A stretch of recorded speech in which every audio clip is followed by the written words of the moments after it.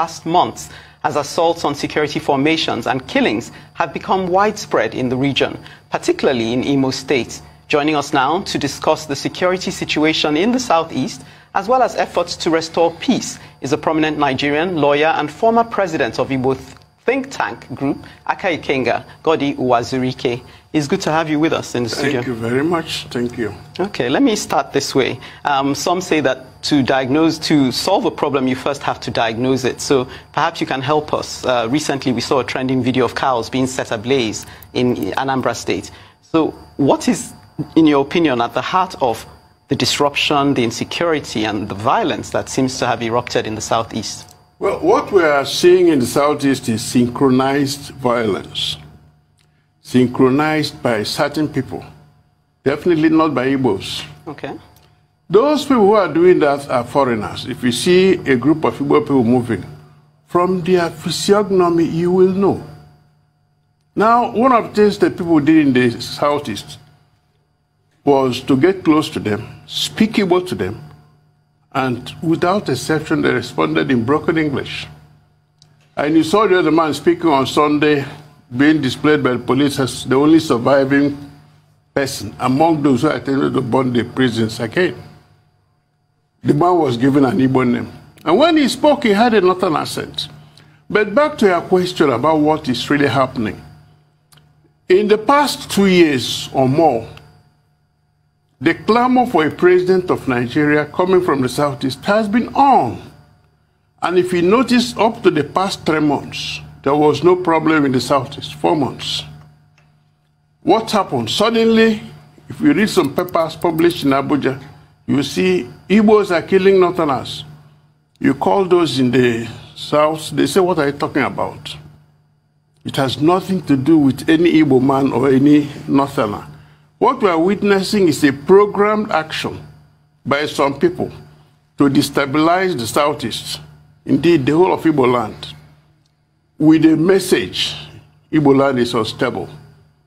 If you're unstable, how then can you produce a president? That is the real key in issue. The herdsmen have always been there. But if you notice, for the past 3 or 4 months, issue of the herdsmen had died down. Except in Ebonyi State, where up to last Sunday, the herdsmen were still killing people. But we cannot deny the fact that this destruction and arson attacks are taking place in the southeast region on security formations, on electoral body, INEC offices, and of course killing of the security officials themselves. So the question is, how does this make a call or a point for, or an argument for inclusion? If you say marginalization and inequity has been, the reason for this clamor, and some will say for the clamor of cessation, how do these arson attacks and killings and destruction make a point for inclusion? And who stands to benefit from these attacks? Why have they not gone? Why do they continue to recur, in your opinion? First correction is this: who is doing the destruction? Exactly. Who is attacking police formations? Who is attacking the INEC? If you notice the targets: election conducting body, security body. In the first place, Igbo'S are not destroyers. Igbo'S are builders. Since the end of the war, the federal government has not been building police stations in the Igbo land. Every structure you see there, apart from the old prisons in Owerri, which was built in the 1950s, is the result of the contribution of people. I'll give you an example. I come from a Himemba local government of Imo State. Recently, the police divisional quarters was destroyed, I think 2 or 3 weeks ago. What most people don't know is that building was built by the community, Nso community, and donated to the police last December. So why will the people who built turn around to destroy? For what purpose? The average Igbo man knows that those who are doing the destroying are not Igbo'S. The special squad of security men sent by federal government are also not Igbo'S. Okay. So it's a case of the policemen will come, shoot into the air, stray bullet to land on people. And then the unknown gunmen will move around in brand new Hilux trucks. Shoot into the air, with faces covered. Once in a while, people will get close and do like this, and then they take a closer look at them. So if you say the Igbo'S are not destroying, who then is carrying out these attacks? The unknown gunmen. It is not by accident that they call them unknown gunmen. That's why I said, if you go to Alaba today, you know there's an Igbo section. If you see there, from the physiognomy, you say these are Igbo'S. If you turn towards the right, you see Alaba Rago. That's where the Hausa traders are. You also see their physiognomy. If I go to Jankara Market here in Lagos, you don't need to be told these are Yorubas. So if the unknown gunmen cover their faces, once in a while people go, they speak Igbo to them, sing in Igbo, they won't even respond. This is quite a strong... It is a revelation. Yeah. But the biggest problem they have now in Igbo land is that if they see somebody of my age, they will go after me. Police will arrest me and call me a financier. If they see my son, they will grab him and say it's an activist. Send him to the police station, military barracks, or anywhere. You have to run around to get him out. And you know what it means to Nigeria for someone to run around. I don't mean real race. You have to do something. Otherwise, you see him on TV the next day confessing to things he did not do.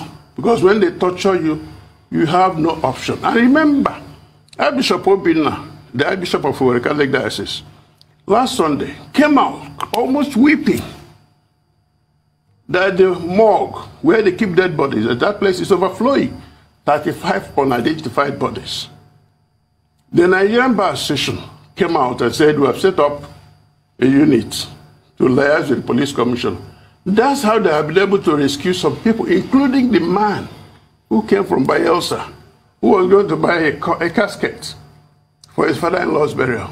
The one was grabbed and displayed on TV as a high-ranking chief. Permit me to just interject, because you're making strong assertions, and we wonder why this hasn't come to light in a more public forum. But let me just ask, what we do know, though, is that there was a, I'm glad you said you're from Imo State, yes. There was a sit-at-home order, and it would seem that largely it was obeyed. So that would then beg the question, who is in charge? You know, we want to bring up the issue of IPOB because they've made certain assertions. And then we want to ask the question as well regarding Imo State. It's hard to put this. There have been assertions by people in Imo State that since the current governor came into being, that Imo State hasn't known peace. So suggesting that his coming in as governor has also triggered some of these violent attacks. What's your take on that? Let me take it one by one. Issue of sit at home. To observe a day for our departed brothers, those who died during the war, has been on since 1970.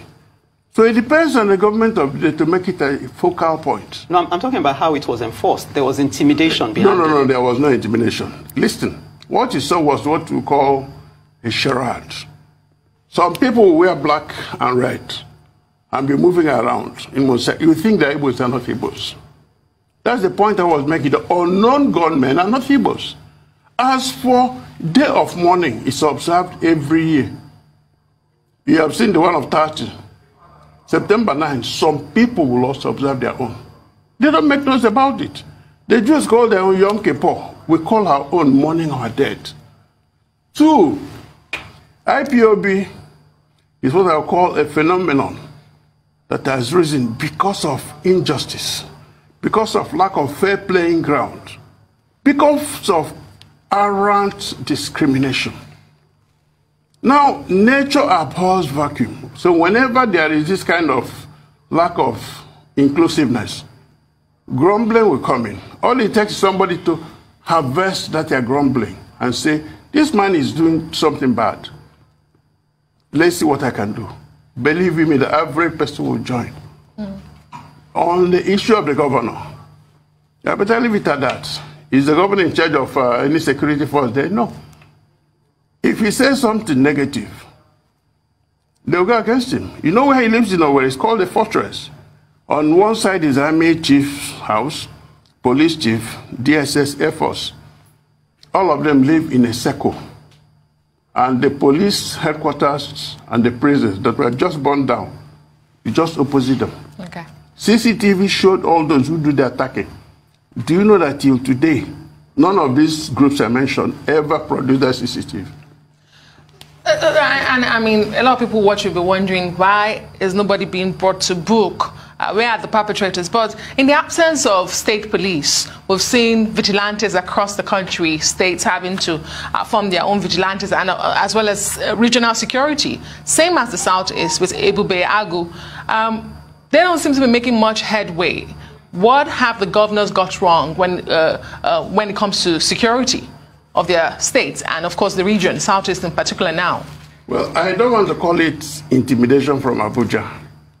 I also don't want to call it timidity of the governors. No. Let me say it's a case of 3 political parties having governors in the Southeast. 3 political, PDP has 2. That's Enugu and Abia. Enugu has always had a Babago. They have a name for their own, and they have bosses for them. Abia State, yes, its own is not as elaborate as that of Enugu. Imo State also passed a law a long time ago outlawing open grazing, and they also passed a law establishing a Babago. But then the governor said he has sent some people to train the military barracks in Anambra State, so that when they come, they form the nucleus. Now, the man in Anambra also has his own. His own method is different, because there are 3 parties. They have different methods. Abga said, okay, if you kill a cow, you pay. If you kill a human being, you pay. And they're enforcing it. So when you're talking of a bago to them, they may say we have something different. The man in Igbo, you know, he has just joined APC. And he's also the chairman, so he's been drawn on one side. Unfortunately, his state is the worst hit by the killer herdsmen. Up till this Sunday, we are still killing. Now, the governors are also, well, I think they're handicapped. But remember this, there are killings all over the country, in all the zones. And in terms of number, in terms of statistics, Kaduna State has had more people killed or kidnapped than the whole of Southeast and South put together. Yeah, the IG of police, when he came, he said, I'm concentrating on Southeast and South. In other words, they know what they're doing. So those special squads sent to Imo State because of this crisis, are they putting anything together? Their job is to go and block the road. I saw them. I was there Saturday before last. For me to pass, all the roads were blocked in the city. For me to go to the airport, I had to call one man. When I noticed his less unfriendly appearance, I said, I just joked. He said he was an Ishan man. I said, Ishan Wayo. He laughed. He said, Ishan. I said, okay, Oba talk way. He said, he relaxed. He said, Oga pass. That's how I was able to go to the airport. The next day, Sunday, Golak was killed. The insecurity there is there, but it's artificial. Okay. You seem to be blaming, sorry, you seem to be blaming everyone else, particularly the federal government, except for those in the region. Because we are not destroyers. The average Igbo man is a builder. That Owerri airport was built, started by this Ambaku, with people contributing 1 naira. Everything you have in Imo State was built by the people, not by the government. Okay, let me just bring this in, because I think some might find it convenient, like my colleague just said, that Igbo'S are not destroyers, Igbo'S are builders. But I still want to focus on the stay-at-home order, and then hopefully you can tag on the way forward, because we're talking about restoring peace in the Southeast. I'm looking at a video, commentary around a video that went viral, Nnamdi Kanu, with the sit-at-home order. He said anyone that goes out or disobeys that order has themselves to blame. And I know people who live in the Southeast were actually intimidated by that. And so even though you justify, well, I won't say you justify, you gave an explanation for why IPOB... Intimidation. I object to it. There was no intimidation. We saw people with cutlasses on a video. Those ones are unknown gunmen. Anyway, what would be your proposal of the way forward? My proposal is this. Let the government of the day call a conference to discuss security. You call it Security Summit. Call independent-minded people, not sycophants. Not those contractors who have to say the right things in order to get jobs. No. They will tell him straight. If an Igbo man appears today to contest election, that will not make him president. What will make him president? They get the votes of other zones. So he should let it go. President Buhari has done his bit. He has only 2 more years to go. He has spent 6 years. He can destroy his image by what follows next. All the warmongers around him, probably they didn't see the war. They don't know that war means death. And no Igbo man wants war in Igbo land. Never. As we say in Igbo, or say, man, let it not happen again. That's how we speak. Well, at least there seems to be a consensus that war is definitely not the way forward. Thank you so much, Mr. Godi Wazirike, for being on Newsday today.